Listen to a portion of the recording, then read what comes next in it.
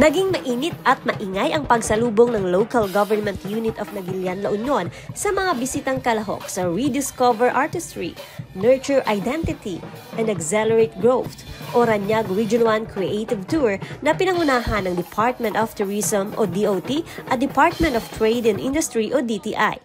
Nagsilbing venue ang tourist rest area kung saan tampok dito ang mga ipinagmamalaking produkto sa bayan gaya ng bamboo handicrafts na likha mismo ng mga Naguilianon at iba pang mga produkto mula sa kada barangay o ang One Barangay, One Product o OBOP. Hindi rin nawawala ang One Town, One Product ng bayan, ang basi o sugarcane wine. Pero ngayon, with a twist, dahil ang basi, inihalo sa fruit-flavored drinks na ang resulta maihahalin tulad sa cocktail drink. Kasama sa hinalong flavor ang lemon na tanim at produkto mismo sa bayan. Ang nasa likod nito ang young entrepreneur na si Engineer Deo Angelo Hipol. Meron kaming currently na 2 flavors. So this one is honey lemon and grapefruit. Honey lemon and grapefruit. Very basic lang yung mga ginamit na ingredients, ma'am. Kasi ako, gusto ko, nai-intimidate kasi sila sa basi. Pag sinabi nilang basi, parang baka malakas or what. So ako gusto ko, i-blend ko siya ng medyo with something sweet. Then pag na-blend ko siya with something sweet, very easy to get ingredients na rin. So ito, honey, lemon, soda or soda rice water. Then 40 ml of basi or pwede mo siyang kontrolin. And then dehydrated lemon lang. So ito yung isang product dito sa bayan ng Naguilian, ang Honey Lemon Naguilian Basi Blend. Kasi kapag basi, alam naman natin na alak yon. Pero yung mga hindi alak lovers, meron ng pwedeng tikman dahil yung concentration ng alak, kaunti lamang. Yes. So taste test. Ayan, so before you go to rest, Parang hindi ko masyadong may aftertaste ng basi, pero konti. Pero yung alcohol effect niya, hindi masyadong malalasahan.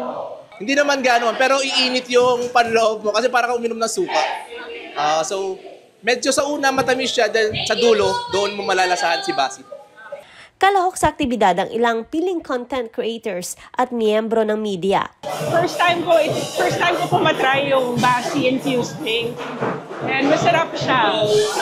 Very refreshing. So perfect siya for summer, pag mainit, kasi malamig siya.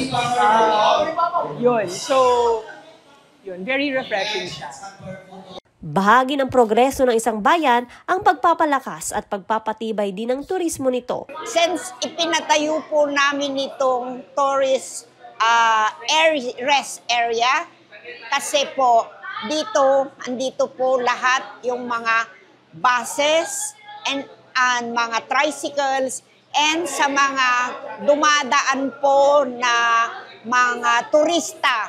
Dito ngayon, yung pasalubong center. All the products of One Products of Naguilian, who's like that, we have also sa mga yung mga products po, ito po bamboo, dito po sa Naguilian. And we are trying sana to open 7 days a week. Sunod na dinayo ang bayan ng Bawang. Ang isa sa must-visit na tourist destination ang Siano Umok. Bukod sa sightseeing at picture-taking, maaari ring mag-paint sa lugar. Tiyak na masusulit ang pag-stay dahil sa art piece na magagawa. Para makompleto ang tour, ang September is both Tourism Month and Creative Month. So this is in collaboration, in partnership with DTI, DOT and DTI Region 1. Nag-partner yan to have and to launch the first Region 1 Creative Tour banner under the banner theme na Raniag.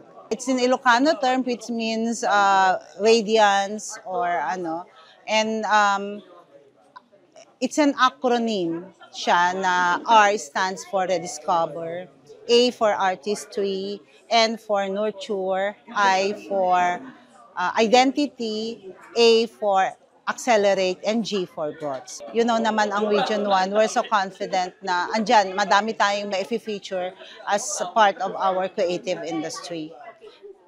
Tampok din ang mga produkto ng mga micro, small, and medium enterprises, kabilang narito ang tie-dye shirt ng isang young entrepreneur sa bayan.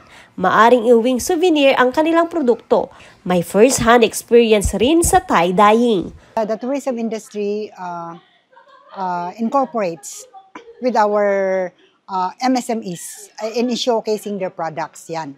Kaya it's one way of promoting them, not only that in trade fairs during our market encounters. Joanne Punsoy, Balitang Solid North.